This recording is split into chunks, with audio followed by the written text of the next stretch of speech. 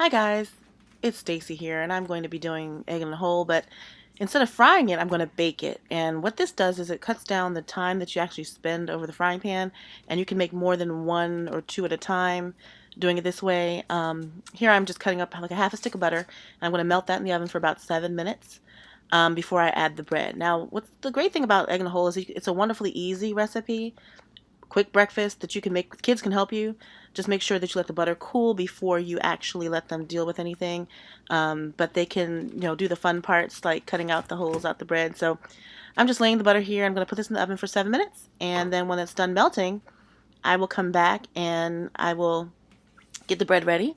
So I just have two slices of bread here because I'm making two of them, and I have a cutter. This is the top of a like a little sprinkler thing that I have, but because I don't have a cutter, so I just take something sharp around a cup, anything that you have, and you just um, twist it around until you get the bread holes cut out. And actually, those taste really good, so you don't get rid of those. You can eat those. And then I'll do the second one. And it's a really, really quick and easy breakfast that tastes really good.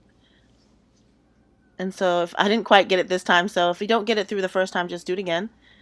Because you want to make sure that you don't rip the bread up because you don't want the bread to break, otherwise the egg will come running out. So once you have the holes done, you're just going to take the butter out the oven. And this is the part where you want to be careful. If your children are helping you, just make sure that the pan is cooled down and the butter's cooled down a bit. And I'm just making sure both sides are completely covered in butter. Um, a generous amount of butter because that's what makes it taste really good.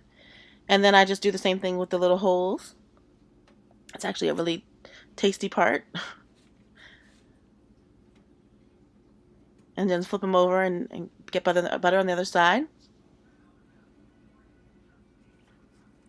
And then once you do that, you're just going to crack the eggs and put them in the hole. So for this part, you might want to help your kids.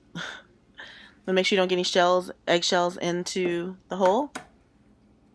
And make sure that the egg goes into the hole directly because you don't want it to come out.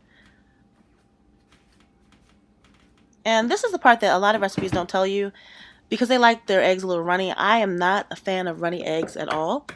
And so when I do my egg in a hole, I don't just break the egg in there and season it.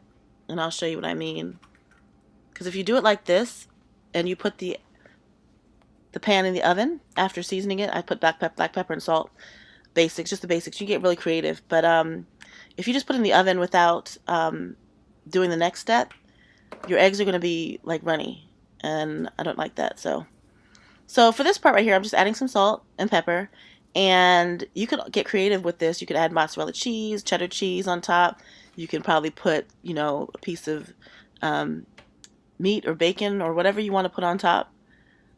But see, I'm taking a fork and I'm breaking the egg yolk because if you don't do this part, your egg is not going to be completely done in the middle. Now, if you want them runny and you like them that way, do not do that. Do not break it up with a fork. So once that's done, I just put it in the oven for about 7 to 10 minutes on 400, and voila, egg in a hole. Enjoy.